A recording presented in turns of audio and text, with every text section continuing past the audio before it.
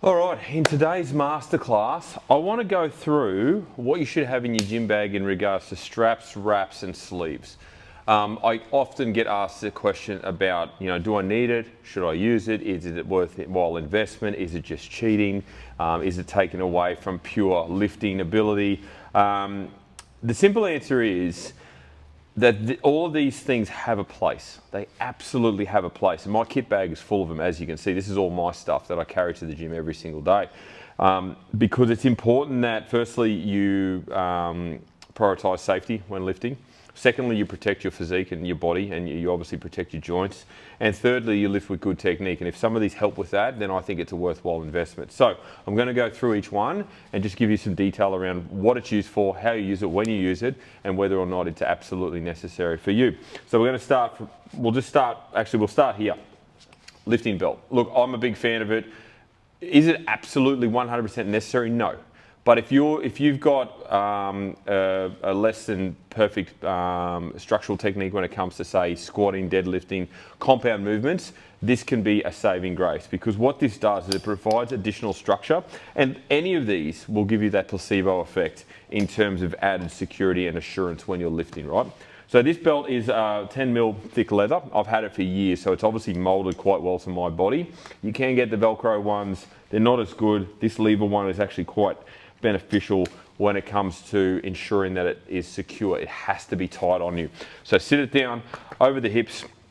Okay, make sure it's set up to your size, and then all you do is you pull the lever tight, and straight away it is tight on me. So whenever I do a deadlift, whenever I do an overhead press, whenever I do a squat of some description, I utilize this. It keeps me locked and tight. It stops me from pushing my hips back in a precarious position, and it just adds that additional reassurance that I need when I am lifting. So I really like it, and it's fundamentally an excellent thing to have. All right, moving along. Knee sleeves. Now, knee sleeves, the neoprene knee sleeves are, like, I've got my dog ones here, as you can see, are really favorable in regards to, well, a number of different exercises. You can use them for lunging, for squatting, for leg press, any sort of knee flexion movement they're favorable for. What they do, if you get the right ones, they'll mold to your leg over time, so they'll sit there. If you're in the process of losing weight, maybe go for a smaller size, because they'll get loose quite quickly.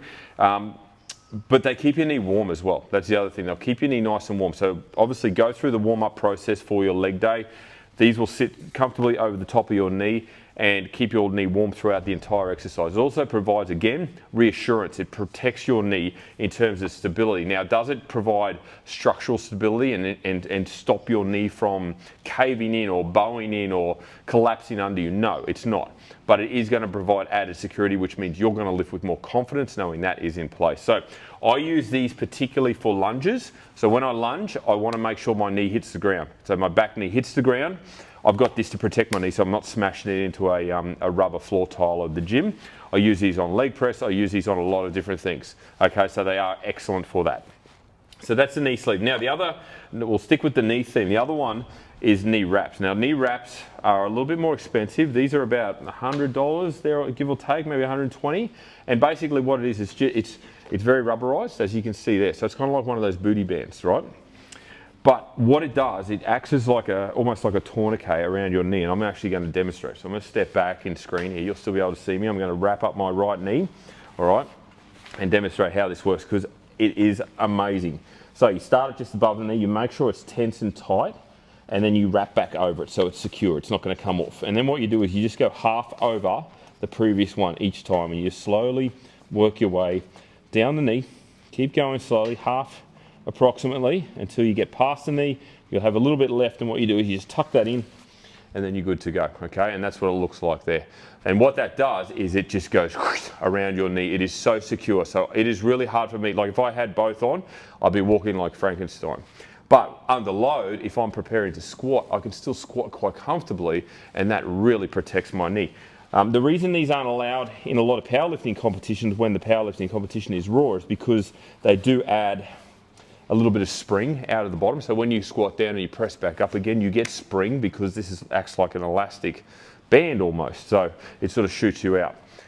But I highly recommend them if you've got dodgy knees, if you've just got knees that maybe crunch or grind a little bit, if you want to add extra security to your squat and you don't want to give up squatting, you don't want to give up leg pressing, I highly recommend them. Definite investment.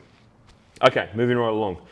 Figure 8 straps. So we've got two sets of straps that you can use. You've got the figure 8s, and they're obviously named for their size, their shape, okay? They look like 8s. And then you've got the figure 6s, which again, look like 6s, okay? I'll do the 8s first. So the 8s are generally for anything that has a neutral grip in front of you. So I use these for a barbell. I don't have a barbell handy, but what I do is for a deadlift, for an RDL, I'll actually hook this under. I need a demonstration. Bear with me, okay? I'm just gonna get a mini bar here. So I'm off screen, but you can hear me, right? So this is my mini bar. It's a mini bar. I'm just gonna put it here. So if and you can see this, go underneath, I hook my hand back through, I put on the knurling, and then I reach inside, straight away it goes tight.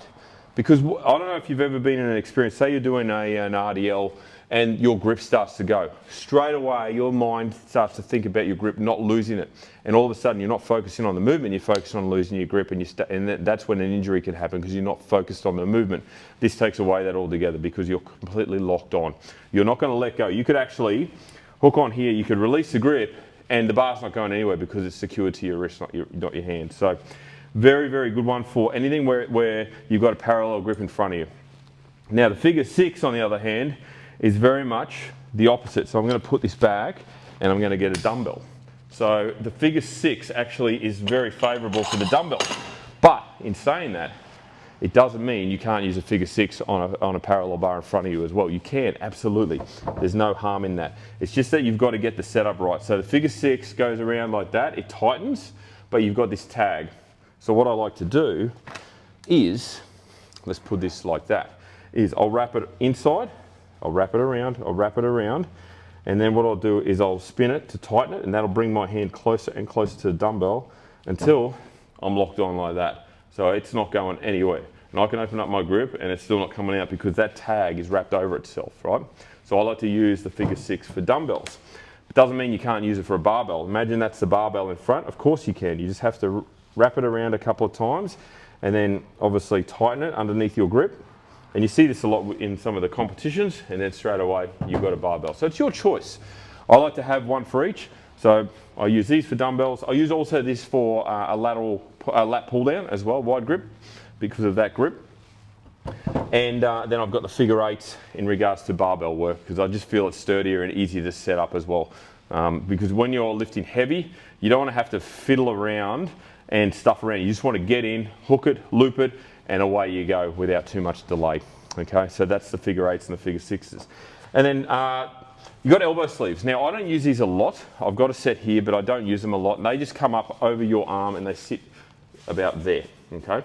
And what this does is primarily for a bench press or an overhead press. It just provides stability around the elbow joint, much like the knee sleeve, and it keeps it nice and warm. It keeps it secure, gives you confidence and reassurance. Not as common unless you're lifting big. So I'm talking about big bench press, big overhead press, big dumbbell shoulder press, that sort of thing. So if you want to utilize them, absolutely. And then finally, these I use every single time I'm training, and that is your wrist strap, because the wrist is basically the weakest joint you've got. It is very vulnerable to or susceptible to injury. So this, you see there, it's got a thumb loop.